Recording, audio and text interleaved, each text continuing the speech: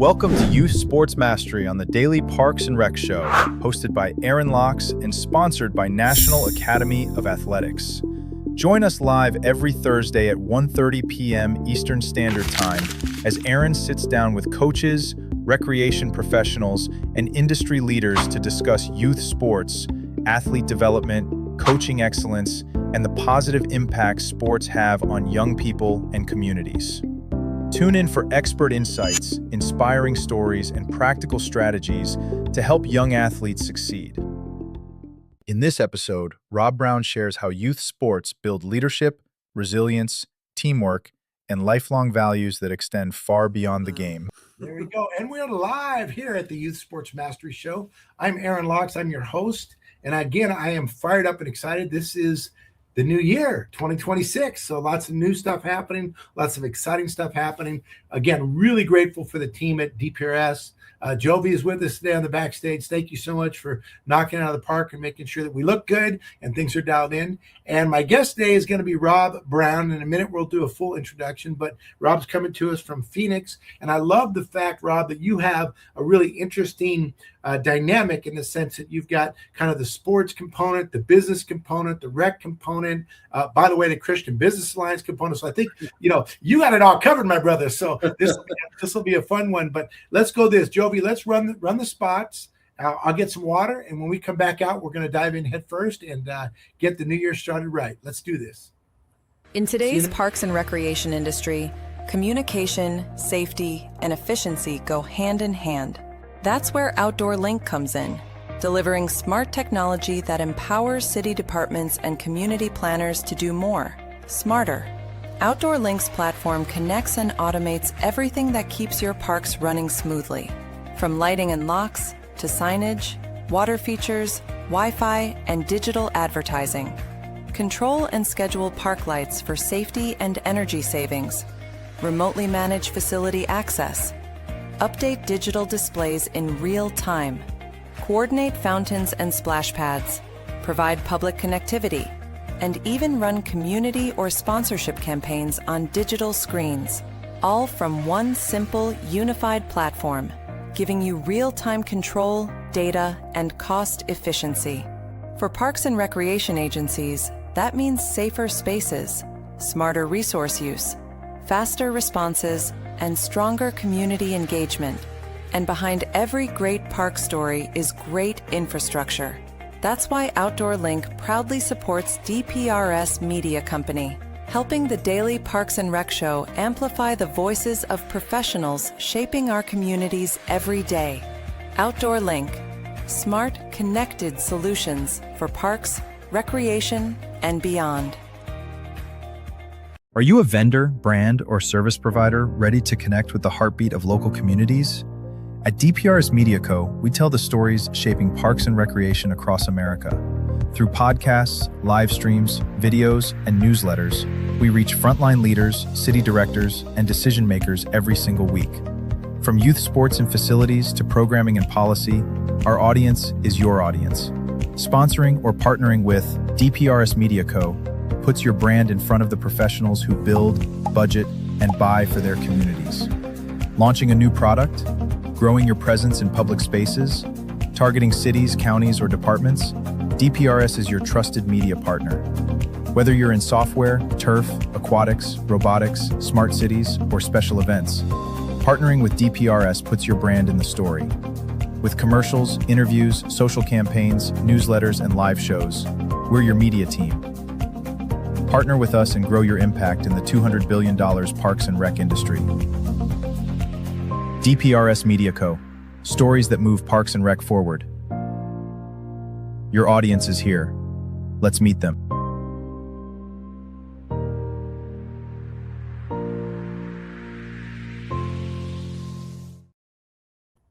All right, we're back and we are live.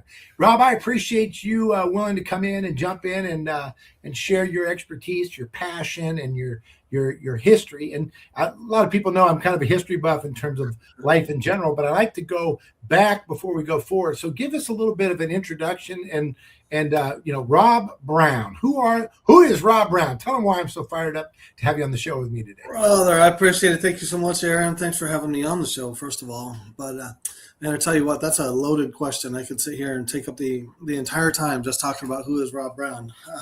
So, grew up in Iowa, Midwestern boy, Midwestern values.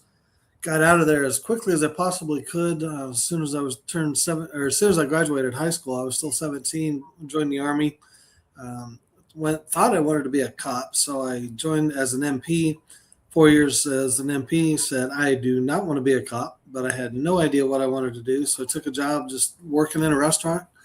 I figured out I was pretty good at it. I really enjoyed it. So I ended up 30 years later.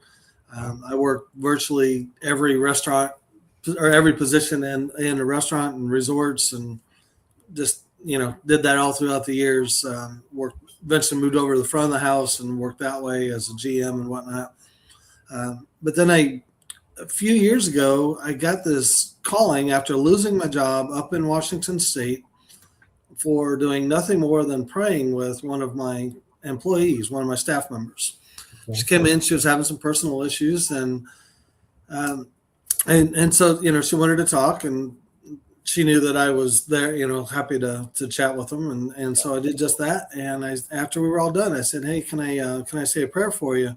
She said, "Yeah." My intention was, I'm going to add you to my prayer list at the end of the day. That was my thought, but she reached over, grabbed hold of my hand, and we began to pray together. No big deal, innocent as it was, 5-minute little prayer. And then HR called me into the office the next day and fired me. And I said, "Well, okay." So, okay. Wow. And I share that story because several years later, well, I shouldn't say several, I left Washington, moved down here to the Phoenix. Yeah. Still didn't really know what I was doing. I was doing some consulting, doing some training within the hospitality world. That's where my background was.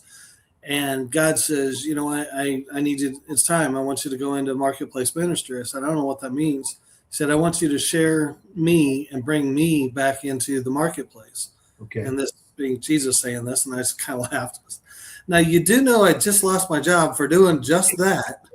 And right. He said, "No." He goes, "Yep, that's exactly why I want you to do it." And so 5 years later, we launched, well, a couple months after that, we launched a C-Suite for Christ here in the Phoenix area, transitioned out of there and went into the Christian Business Alliance, which you kind of think Christian Chamber of Commerce meets Church Life Group. Okay. That's the best way I've found to explain kind of what it is we do. We meet monthly. We're a networking group. We do everything we can to help them do business together with other Christians. And then we talk spiritual leadership, Christian leadership. What does that look like? What does that truly look like to serve like Jesus served or would have served? Okay. What does that truly look like? And I tell you what, doesn't pay a whole heck of a lot, but man, my heart is on fire. I love it. I love every single day of it, and I laugh every other day at the fact that God chose me to be doing this.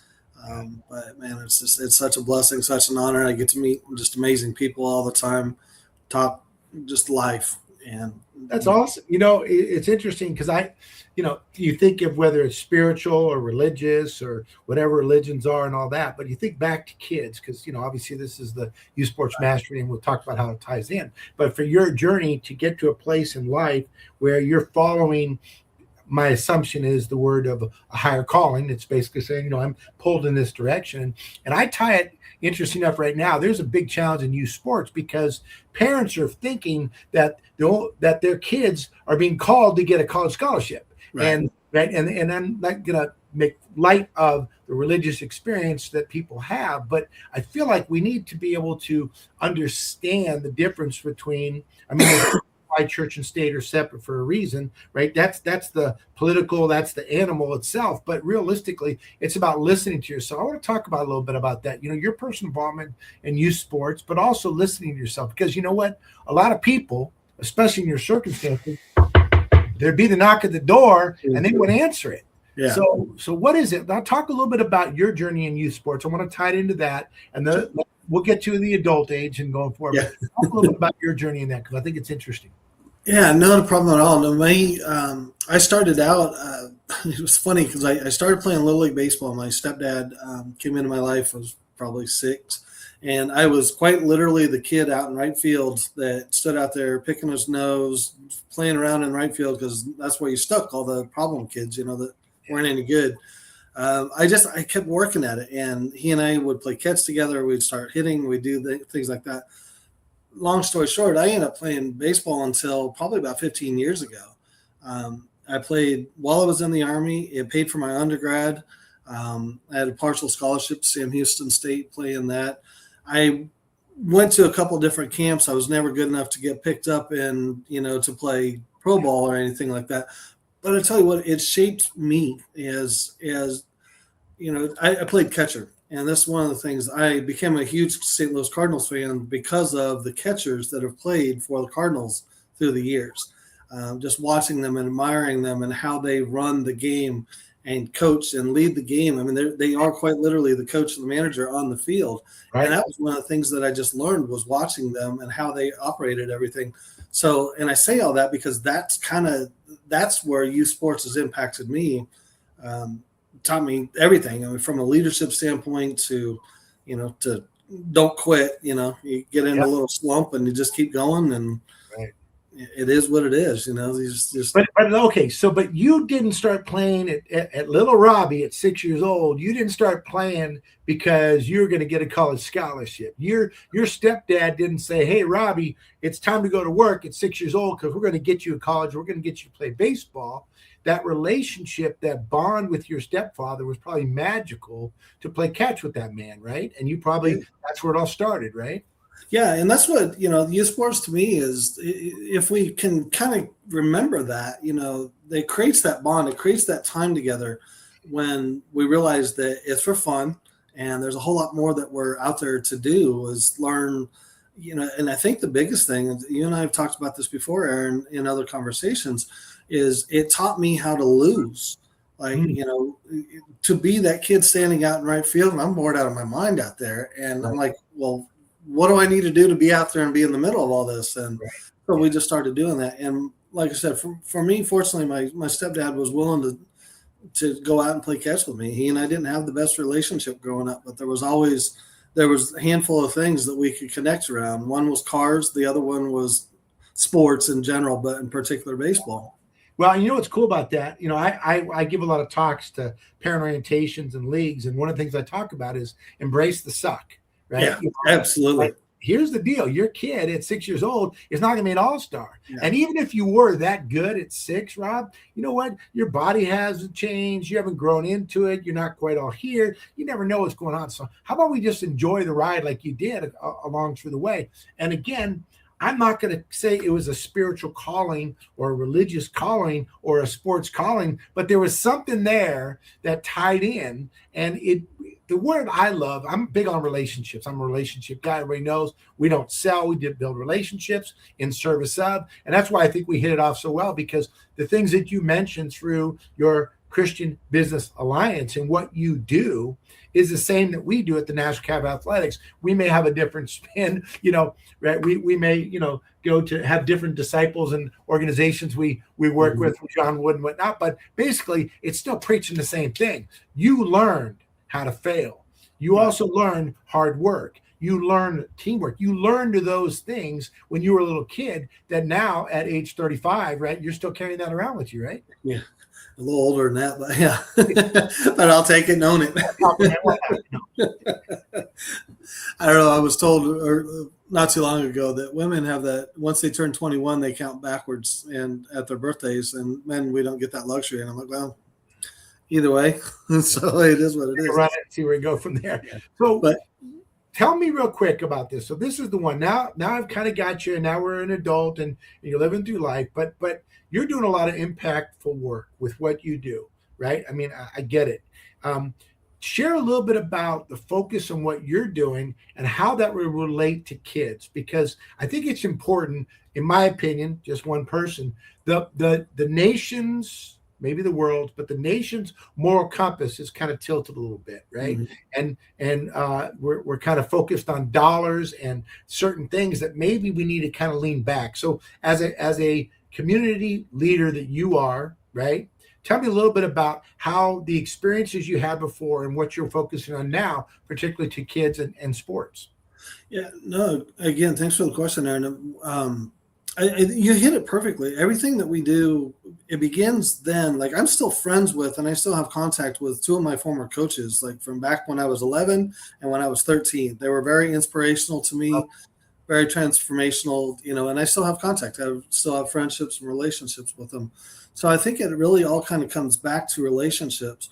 It's one of the things that we talk a lot about in a business context, and it doesn't have to be Christian to Christian. It can be Christian to Muslim. It can be Christian to atheist. It doesn't have to be while we're seeing that. We just have to remember to put down these things and, talk to each other and have a conversation together.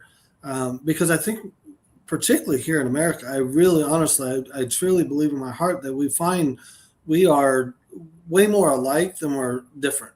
We might have different political views, we might have different religious views and things like that. But if our heart is there, then it's true. And that's where I think, youth sports and just sports in general, that teamwork, to realize I'm not the only person on the field.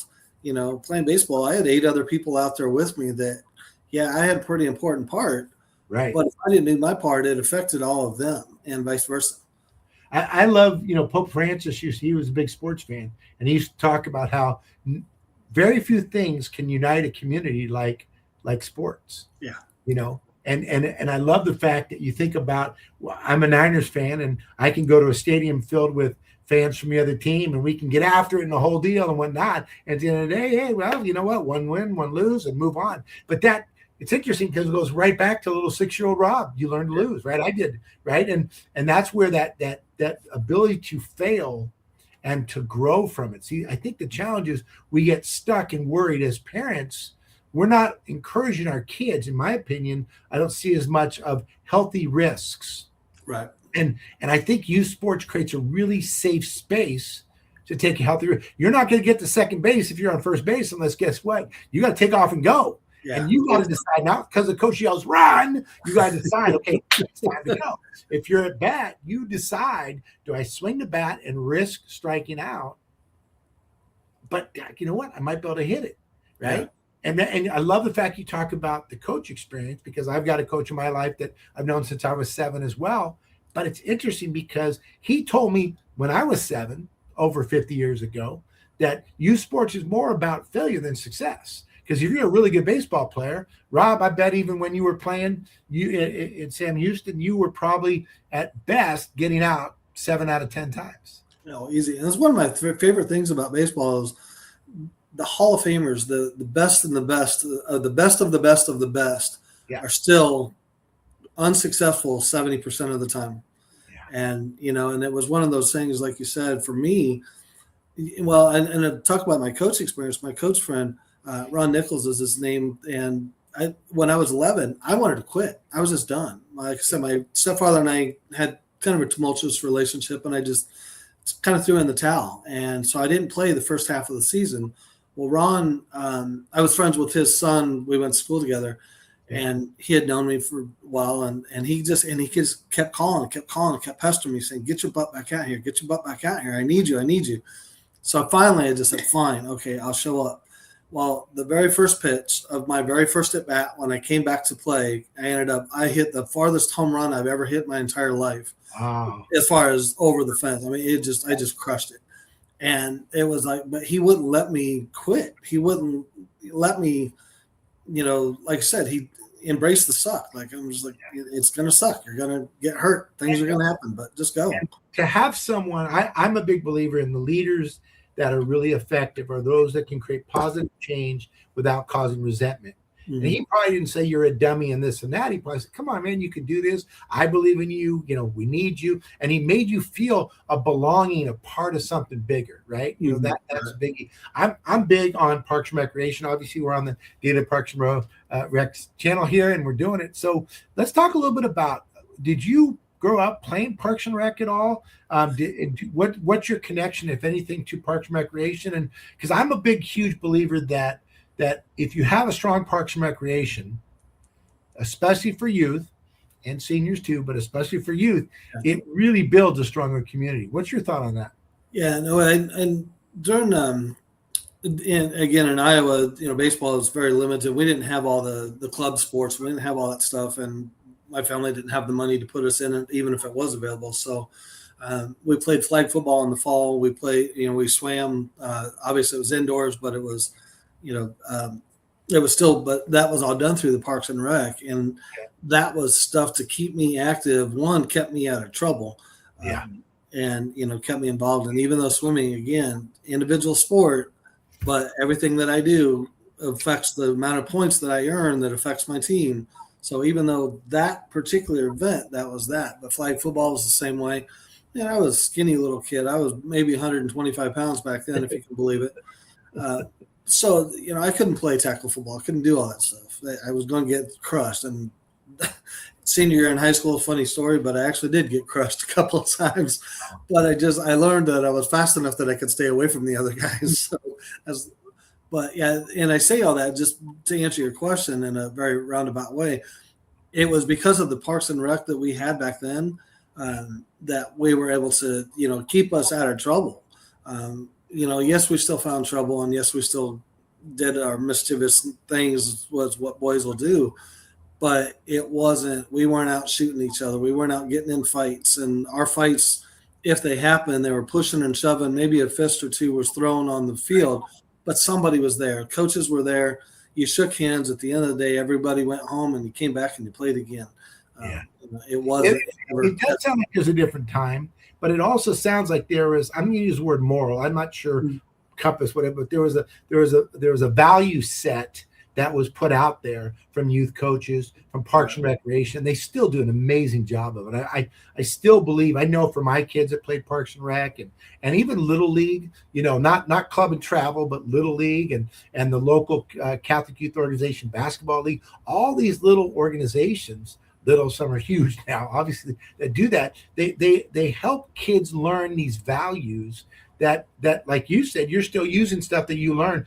You may not consciously go, oh, I did that and now I do, but it's ingrained in you as it goes forward, right? It's part of who you are. Yeah, absolutely. And it was the coaches. I mean, they all had an impact on me, and like I said, even if we got into a pushing and shoving match, even if that escalated to that point, we still understood that was still a person and they were still there and they were still part of a team. And, it was like we were there. It was, we might not liked each other. We had the rivalries and we had all that kind of stuff going on.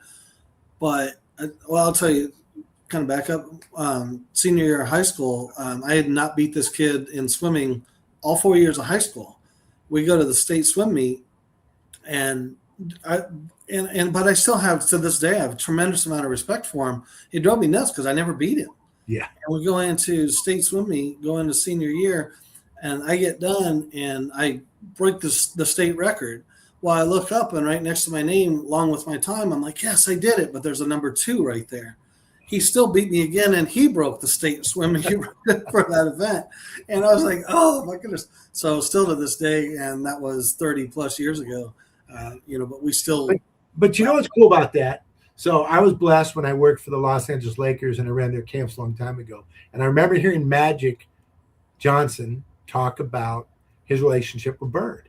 Yeah. And how they would literally, without saying I'm going to make you better, they made each other better, right? Yeah. Competition. I feel like we've got to get back where competition is such a good thing that, Rob, if you and I are going to play checkers, I'm trying to kick your butt. Yeah. And when we're done, we're going to fist bump, reset, and go again. And that's okay. But we have to learn to be able to put it out there and give that a try. And youth sports has changed a lot. It looks a lot different than it did when you and I were kids. But the concepts between the lines, with the right coaches and leadership that are there, is still pretty much the same.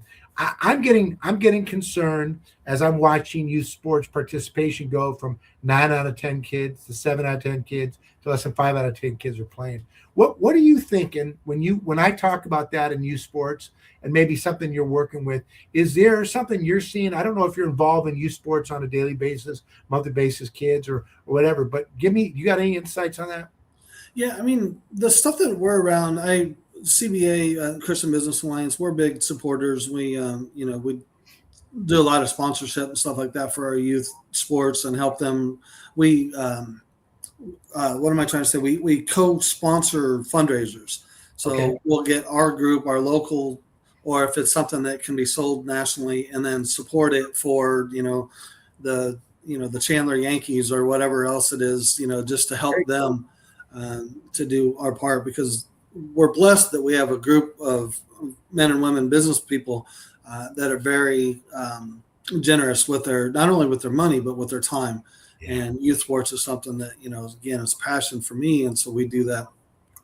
And I think that's one of the things that can be really for youth sports is, one, they don't have the money, or they see it as the money, or they don't want the competition.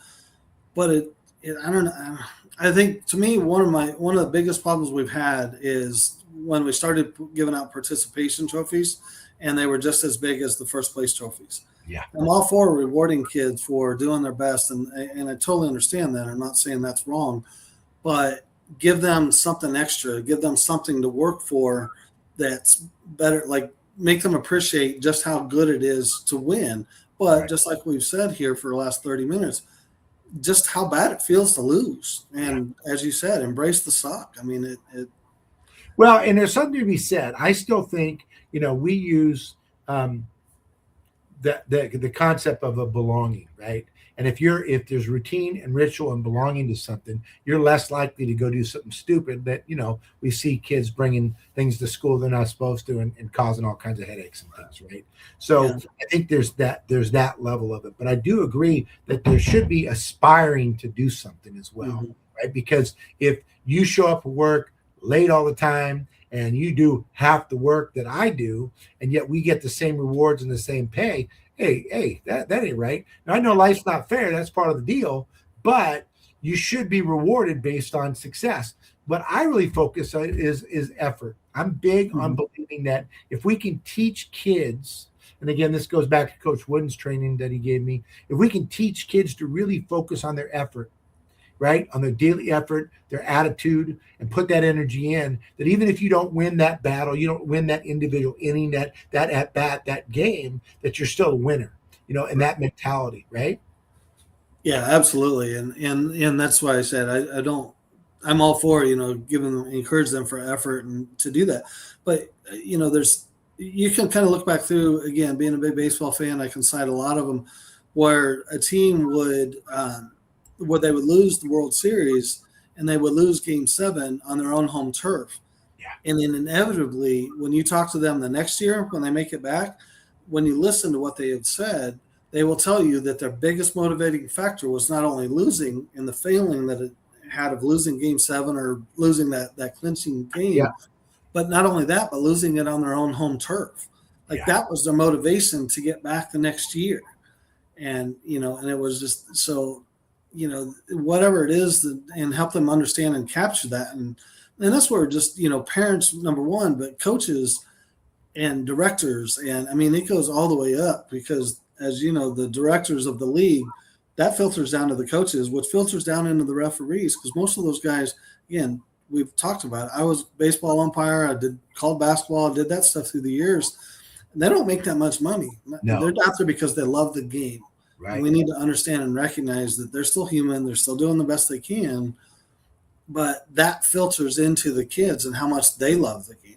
Well, a couple of things. One, the fact that your CBA is actually giving back thank you for the service, and willing to do that leadership. That's important. It creates a sense of community that very few things do. I remember when I played, we used to have the Joe Chevron on the back of my t-shirt, when I played Little League, and that sense is that just creates this wonderful sense of community that I think is missing a little bit. And I think it sounds like you guys are bringing that back. What do you guys do? So you're involved with the youth sports in the area, and basically if a league is looking to have a sponsor to help raise money to scholarship kids or uniform thing, they would contact you, or how does that work? Yeah, usually that's where they'll reach out to me as the director, and it just goes into our website. And then I'm saying that just kind of go through our website. All those emails come to me, okay. And when they come in, then the conversation is, what are you trying to do? What's your market? Who are you? Who you're after? What are we trying to do? So we kind of look at it from the business standpoint. Who's your target market? How can we be strategic about doing this? But from a business standpoint, what we do is I'll call, hey, Aaron, I have this league that I tell you what, they're right in your backyard. This is what we're doing. This is who their audience is, or the people that are attending the games. This is why it makes sense. And now we can help you, Mr. or Mrs. Business Owner, look good within your community. Yeah. And, more often than not, we love making those connections. That's just something that I've learned to do through my life. Is just making those connections, and I just know, I get the excitement saying, "Oh, wow, that was cool. I put that together." Well, and if you think about it, it's you're the great connector, and it's almost to pay it forward. And I would much rather be able to be engaged with the community. The Olympic Club helped. We had the big fires up here in Northern California, and we lost all our uniforms for Catholic Youth Organization basketball, a big, huge league.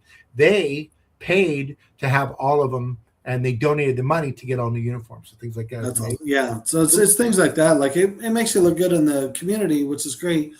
But I think when we keep that it benefits those kids. The kids can keep playing because now they still have uniforms. Yeah. You know what I mean? Well, that's what we want. We want the kids back out there. We're running across a break we're in a second. When we come back, we're going to talk about pressure, burnout, and a little bit what's going on, and maybe some advice and ideas we got going on. So Jovi, go ahead and run that. We'll catch you on the other side. See you in a minute, Rob.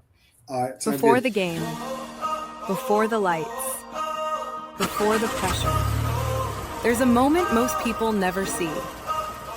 Welcome to The Athlete's Commute, a podcast distributed by DPRS Media Network, co-produced by Her Sports, and hosted by Jordan Ziff. Each episode, Jordan gets behind the wheel, driving athletes to practice, to training, to game day, while getting to know who they really are beyond the jersey. The mindset, the grind, the sacrifices, the moments no one talks about. No scripts, no filters, just real conversations in real motion. Because every athlete has a journey, and every journey deserves to be heard. This is The Athlete's Commute. Buckle up. On the Daily Parks and Rec Show, we bring you the real stories of tomorrow's professionals.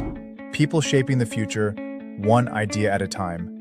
Meet the very first DPRS interns to officially host their own segment, Aiden Tierney and Michael Morrow. With curiosity, passion, and a fresh perspective, they're stepping into the spotlight to lead meaningful conversations with today's rising leaders. The Young Professionals Network takes you inside the journeys, challenges, and major wins of young individuals making their mark across industries.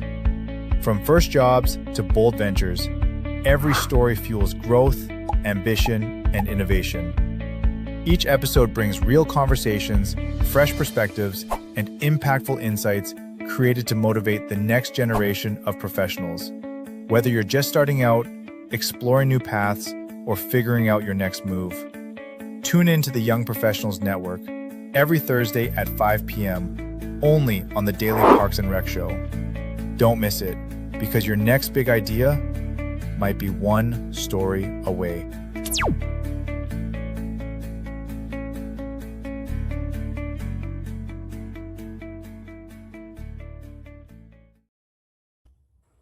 Welcome back to the Youth Sports Mastery Show. I'm so excited to have Rob. This has been a good conversation. I got all kinds of ideas rolling through my head, so I'm trying to keep it down. But it was really cool to see what Jordan's doing there with her show. I think that's going to be phenomenal. I love Jordan. She's got a great idea. If anybody's out there, make sure you watch that one. That's a good one. There's just so much good stuff coming on the Daily Parks and Rec show across the board. It's again, it creates such an amazing community and really puts it out there for anybody involved in parks and recreation, youth sports, but not just that, but all kinds of stuff, man. Yeah, I could go give a whole commercial for them. But all right, let's talk about pressure. Let's talk about burnout. So I believe that there's a couple of things that have changed. One is there used to be a setup where there was immediate respect for the coach, for police, for fire, for military, for across the board. And the roles have changed. The parents' involvement has changed. There's just a whole different, it's all changed, right? And in your perspective and what you're doing in that, I'm curious as to kind of where you guys are at in terms of, let's start with CBA and then let's dig back to you a little bit about how you guys deal with pressure and how you deal with burnout and what's going on and what you're seeing, and then maybe we can dig in more. Well, geez, I wasn't ready for that question, so bear with me. Pressure, obviously, for me personally, it's just exercise and getting out there and stuff like that. But I think from a standpoint of what you're asking is, people being able to have someone else to turn to, and one, just recognize the fact that we're not in it by ourselves. For me personally, as a Christian, I turn to Jesus and I'm able to turn it over to him. Okay. Not everybody shares that same view, and I understand that and I respect that. But you still have friends, you still have a coach, you still have, a teacher, you still have somebody in your life that, yeah, maybe you can't necessarily go dump everything on them, but you can still start having some conversations and then figure out that, what, they're kind of going through some similar stuff. And, you kind of go through that back and forth. And I think that's kind of one of the cool things, again, coming back to sports, is that we have that in our teammates because, as you say, one of the things in the military, we used to say embrace the suck all the time. That was something, but it was because we weren't the only ones going through the suck. Everybody was doing, we were all in the middle of it, going through all the same stuff. So, baseball, you're down 15-0 and it's only the third inning. I'll embrace it because we're all going through it. Well, and I guess that's the deal of community or team, right? Exactly. If now there's pressure, there's burnout, and kids are being told to specialize and are being pushed into a funnel that almost feel like it's this machine, which is the end is to get a scholarship rather than the end is to learn those life lessons, those morals, those values, the skills that help them to be successful in the real game, which is life, right?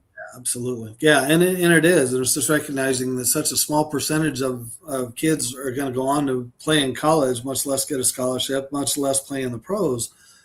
But sports and just being part of a team and anything, it teaches us so much more than that. It's not just about getting college paid for, And I think some of that comes back to us as parents. We're trying to figure out, my kid, he's going to be 18 someday. I got to pay for college. I got to do this, this, and this. And this is maybe a way. So we had that pressure on ourselves. It's like, no, let the kids go have fun. Let them be good. Baseball would not have been my first choice of a game to play. As I developed and worked at it, figured out I was pretty good at it. Yeah. Swimming the same way. I love to be in the water, but swimming competitively would have never been anything that I wanted to do, anything beyond high school. So it was just never there, but I figured out that I was pretty good at it. So. Well, and it sounds like whether it's through the CBA or what you guys do or what you did growing up, whether it's sports or community, that's the deal. It's really about relationships and community. I feel, I was reading where they said that during the pandemic, a child from kindergarten to 8th grade, it would take about 3 years to academically catch up. Yeah. Makes sense, right? Well, they said it could take 8 years socially and emotionally to catch up. That's the scary part. That means that we learned by disconnecting, right? Wearing a mask or not talking to people or being on a screen or being on one of these things or whatever it is. In fact, there's so many changes coming out. I've got a group of people who are working on it, but like kids are even learning now. They tell, "Hey Siri, do this." Yeah. They don't say, "Siri, would you please?" Yes. Right? Oh, mine's going off. Yeah, you know what I mean? It right? And it's bringing that back across the board. I believe that we've got a campaign out there that's called It's Just Rec. At the National Academy of Athletics, our program is called It's Just Rec, and it's a mindset that it's more than just rec, right? It's a lot more. It's helping kids rediscover joy, confidence, and a love for movement and across the board. And I'm interested to see your thought on the whole It's Just Rec mindset, because some people have an It's Just Rec mindset that means this, that It's Just Rec means it's cheap, it's no good. Right. Yeah. No, and there's a lot to be said for that, but I mean, it's just rec. I mean, I'm trying to think how I want to say that and not sound like a real jerk, because it's not. I don't, and that's just it. I played rec. I mean, I played little league ball. I didn't get, like I said, my family didn't have the money to play club sports and do all that stuff, and so parents now, they feel like, we talked about this before. It's a multi-billion-dollar industry of what they're doing. There's a complex here in Phoenix that they cranked in. I can't remember the number. It was staggering. It was like 120 something $million into this complex. Yeah. Soccer fields, indoor gym. I mean, it's an amazing, beautiful complex, but they're trying to take away that It's Just Rec mindset. And so the cities were like, well, they're going that way, so we're going to redirect our money somewhere else.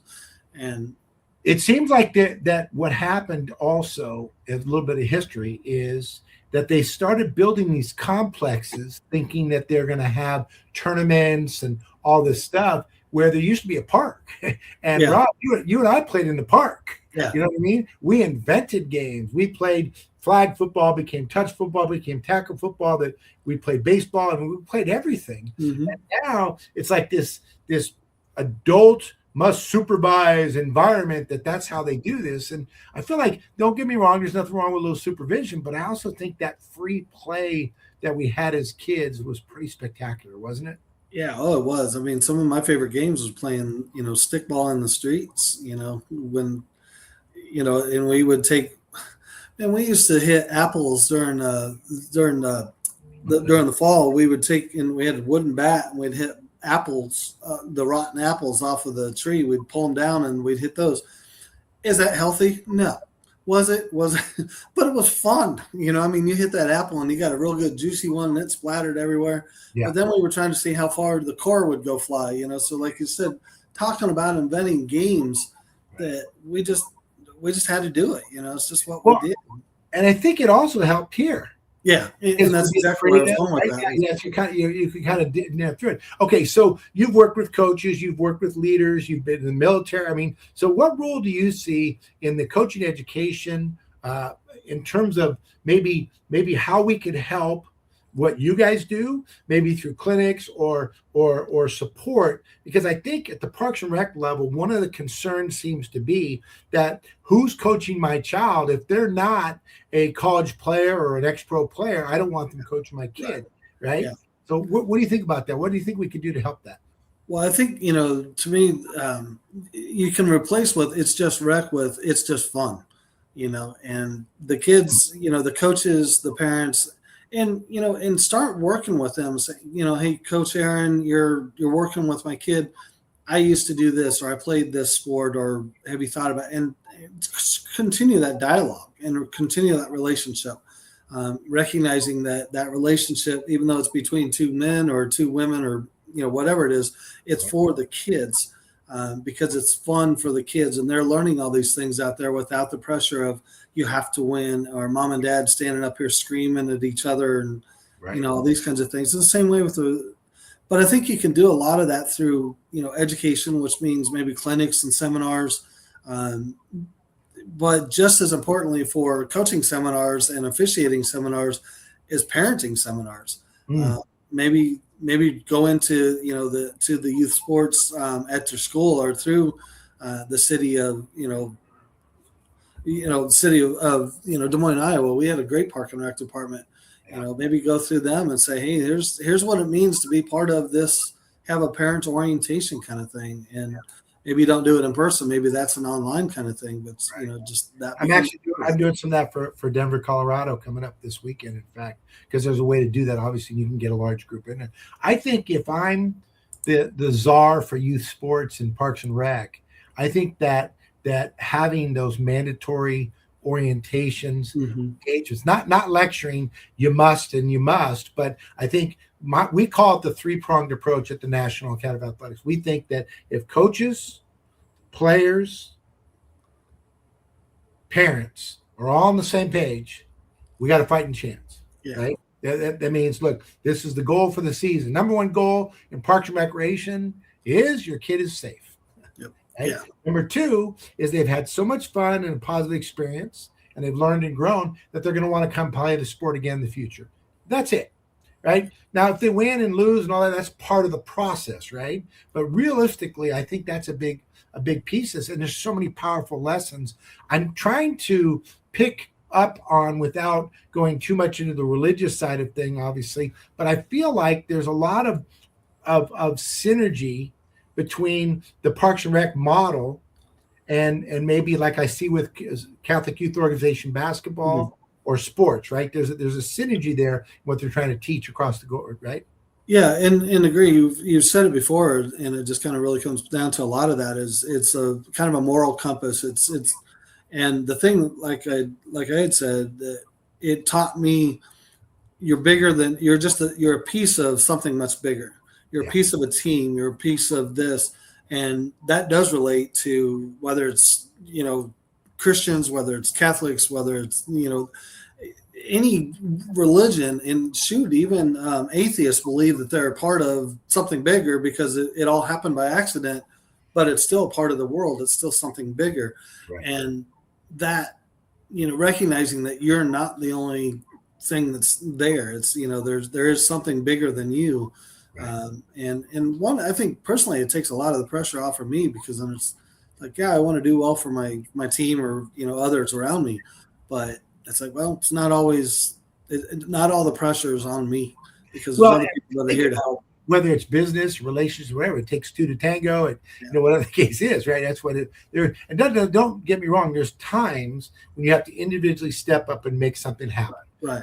But most of the time in sports and life, it really is about the team and about the journey together. And I said something the other day. I was one of my posts. I said, "Are we there yet?"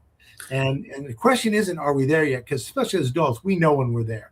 But you know what it is? It's about the journey. Do they enjoy practicing? And if you're a parent out there and your child is playing and they're not having fun practicing, right? They're not enjoying the process. They're not going to love that sport.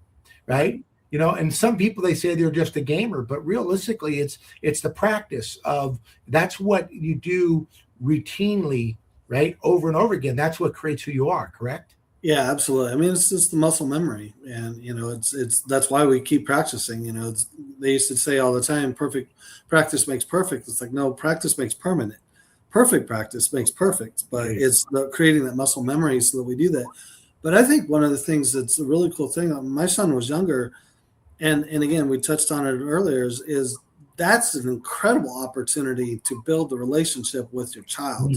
Yeah. Is to be there, be part of that, and just say, hey, let's go grab the ball and glove and go play catch out let's throw the football around. Let's go do, things like that. Even if you're limited physically, there's still things you can do to help encourage your child and be a part of, because then that becomes the relationship. That becomes, it sounds weird to say, but that becomes kind of the core of the foundation, at least opens doors to conversations. Right.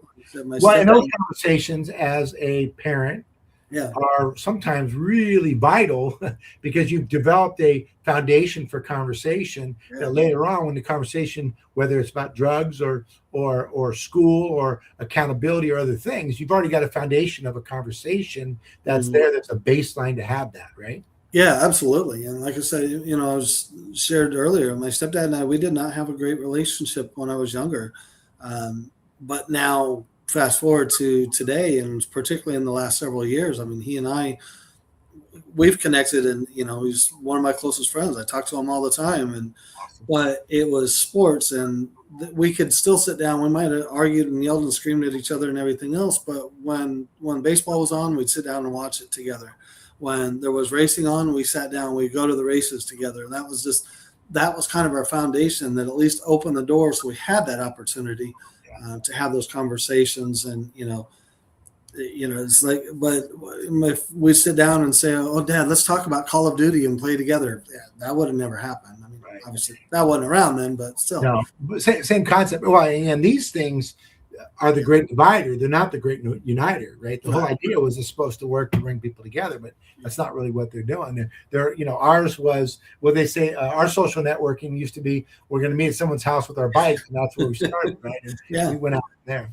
So getting back to Parks and Rec for a second, I think of the leagues, and I want them to be, again, if I'm the czar of youth sports, I want it to be more inclusive, more fun.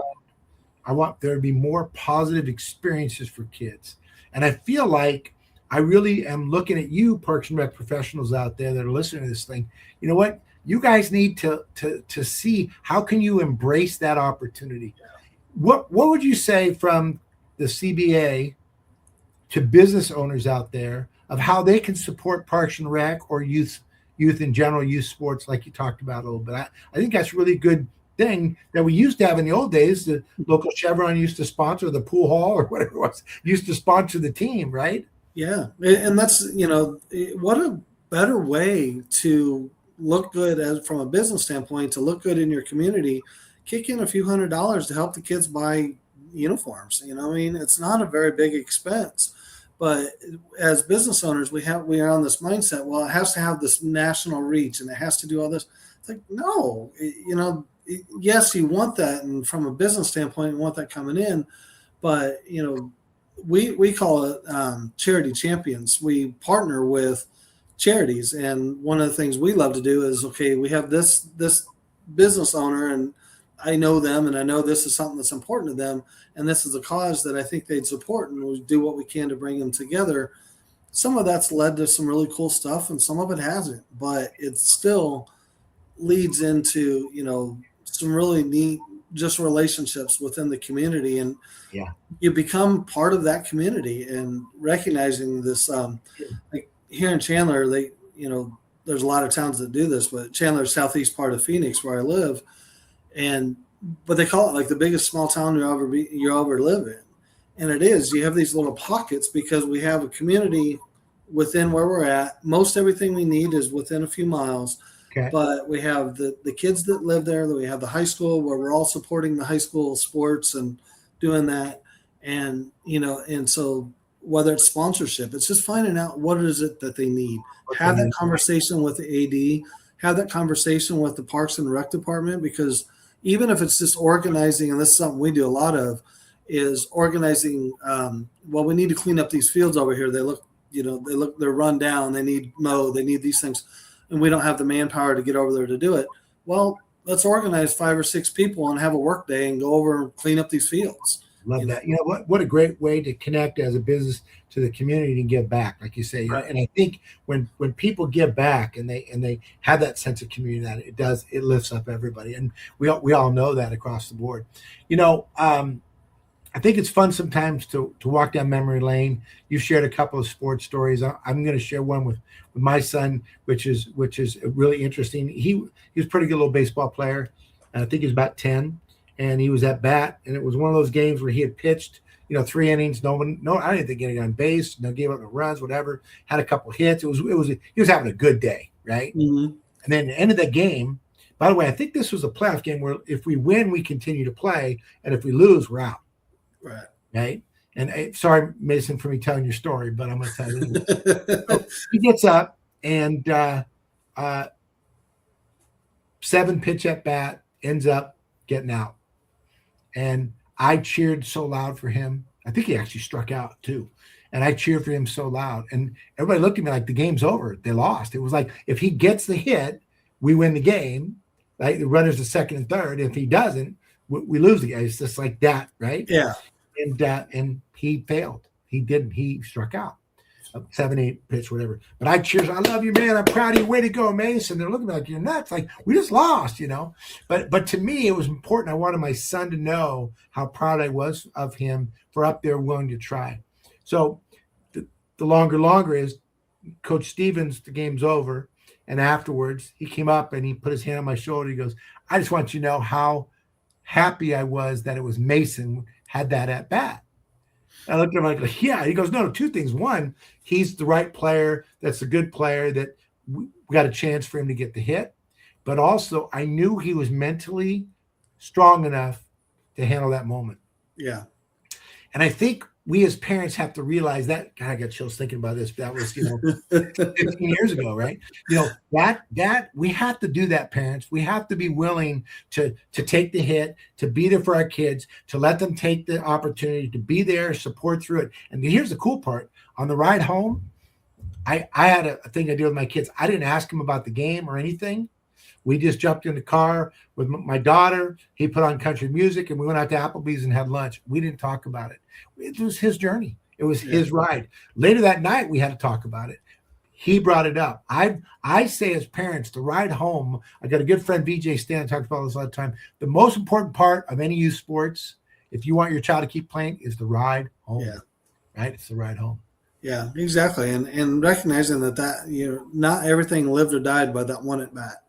He learned a lot, and both good and bad about that one at bat. But I heard it said many times, and a lot of, pressure is earned. So, we put that pressure on ourselves to be in that situation, right. But that's not by accident. Like you're there. And so good or bad, no matter what the outcome is, you earned the right to have that pressure on you because of the work that you did, right. Everything leading up to that moment. Well, and I remember asking him that night after he brought it up, I said, how did you feel when you went to that at bat? And he said, Dad, I was excited. Yeah. And that's what I want. We want our kids. We want through rec sports, through the little league games. And he had a good coach, and it wasn't about pressure, and it wasn't always about winning. It was about effort and learning and all these things to be able to step up to that moment. That's what we want people. Yeah. Absolutely. Yeah. And like I said, that taught him a lot, but more importantly, that brought you guys that much closer together. You know what I mean? Whether he realized it, whether you guys could, articulate it or not, that just said a lot, because mentally he's saying, Dad's there, Dad's cheering for me no matter what happens. He's disappointed, but he's still there. He's still in your corner. And that was kind of the thing that, again, I want to bring it all back about me, but with my stepdad, there was times when I was so mad, and I wanted to run away from home, and I wanted no part of it. But those moments still taught me that no matter what, he was still there in my corner. And and I think that's the cool part about sports, especially in that recreational space. Yeah, because exactly. It's not, when you get to the elite level or the club level or whatnot, you got to win the games, right? It's about, let's win this thing. And I'm not saying we shouldn't try to win and compete. And I think you did as well. But I'm just thinking, like you said, there's so many more lessons you can learn in those moments through loss and all that. I want to pivot a little bit real quick towards, look, you're a faith-based leader, right? So how does you being your faith, how does that guide your leadership and how you're able to communicate that and fit with the bigger picture in youth sports? Because you talked about, your journey and leaning into that and what you're doing. How does that work for you? Because some people look at faith-based and go, yeah, I want nothing to do with it, right? Yeah. You got to deal with that as well. How does that work for you? Well, for me, one of the things we talk a lot about, and I've talked about from stage, I've talked about in seminars, whatever else, is to recognize the fact that no matter what it is I'm doing, I'm serving somebody. And everything that when Jesus spent his time here on earth, everything you look all the way throughout the Gospels, everything he did was in service of somebody or something bigger than himself. And I think that's what drives me. I'm trying to always remember that. Am I perfect at it? Lord knows. No, I am not. Because I get so caught up in I need to do this. I got to do this. I got to do this. But it's how does this affect somebody else? And just remembering that for a minute. And same way with bringing that back to youth sports. So much about everything we do there is in service of somebody, because As a parent, I'm there trying to serve my kid. As a coach, I'm serving the kids, the community. As a business supporter, I'm serving everybody in the community. Right. You know what I mean? It's just you're there in service, and it's a blessing to have that right. Like we just said, pressure is earned. You've earned that right to be there. As a business sponsor or partner with Little Leagues, you know, CYO, whatever, wherever it is. Yeah, right. It doesn't have to be, again, it doesn't have to be a Christian thing. It doesn't have to be a Jesus thing. This is what you look at Muhammad. He was the same way. He was in service of somebody. You look at Buddha, you know what I mean? Just throughout every religion, it was in service of somebody or something. You know, so I'm giving a talk at the California Parks and Recreation Conference in March, and it's on leadership. And some of it's based on what you're talking about. It's a servant leadership model. Right. And what I'm talking about is commanding versus demanding respect. Right? Exactly. Yeah.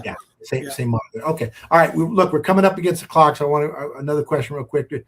So empathy, humility, integrity, these things we know without being preachy. How do you suggest through Parks and Rec, through anyone out there, that we can get that out there? Because it's very powerful, but what's your mindset? How do you do that? Well, I think the biggest thing that I learned, and I had learned this early on and reminded constantly, is learn to laugh at yourself and teach kids to laugh at yourself. When my son was younger, and I don't care what you do, learn to laugh about it, because you did something really bonehead, really stupid. It's kind of funny, and learn to laugh at it, you know, try to find some humor. That's what I do personally. Find the humor in it and be able to turn that back and just because it kind of keeps me grounded. I'm like, that was a real bonehead thing. I can't believe I just did that or said that or whatever else. Well, and you practice what you preach, no pun intended, because whenever we talk, we laugh. So I love that. Yeah, exactly. All right. So if people want to reach out and connect with the Rob Brown, how do they do that to find out what's happening in case maybe they're in the area, or maybe somebody wants a little bit more connection with you guys or the CBA? What do they do? The CBA.org is our website. All of that, eventually it leads back to me as the director. We're a very small staff. We're 154 chapters worldwide, 28 different countries. So if we don't have a chapter in your area, reach out, because we'll be happy to put one there or help you launch one, whatever it is. Or personally, robbrown.us that's my personal one for speaking and authors and authorship and stuff like that. I do a little bit of that kind of fun stuff on the side. Fantastic. Well, I'm excited you were able to share the time with us. I look forward to getting a chance when I'm down there and get to hook up with you and see what's going on down there in youth sports. We're going to be down there, I think, late spring. Go forward from there. So this has been it.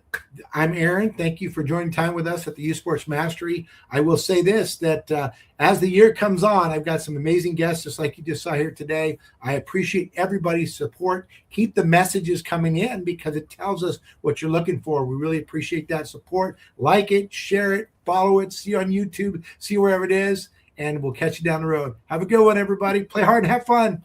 Thanks for having me on, Aaron. Take care. Thank you. Bye. They say it's Just Rec. Just Rec, where kids learn to try again. Just Rec, where confidence begins. Where teamwork, effort, and fun matter more than trophies.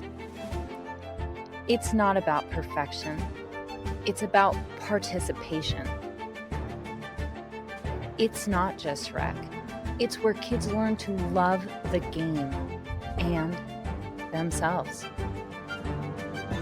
It's Just Rec until they learn teamwork for life. It's Just Rec, but it's everything to them.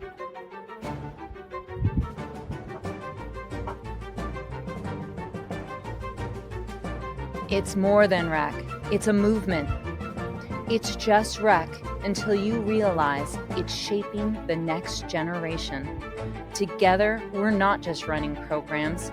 We're building a culture of confidence, connection, and community. Join us. Behind every thriving park, every safe playground, every event-ready field, there's a team working before sunrise and long after sunset. This is Facility Maintenance, the only show created for and by the unsung heroes of Parks and Recreation. Brought to you by DPRS Media Co., where real work gets real recognition. From restrooms to rec centers, HVAC to turf tech, we go beyond the job site into the heart of operations that keep our communities moving. Our mission? To elevate maintenance teams through stories, solutions, and shared experience. Our vision? A world where every facility crew is seen, valued, and fully supported. Each episode features operators, innovators, and leaders, sharing tools, tech, and tactics that make the impossible look easy. Facility maintenance isn't just a job. It's purpose, it's passion, and now it's a show. Facility maintenance, where tools meet purpose, where work becomes legacy.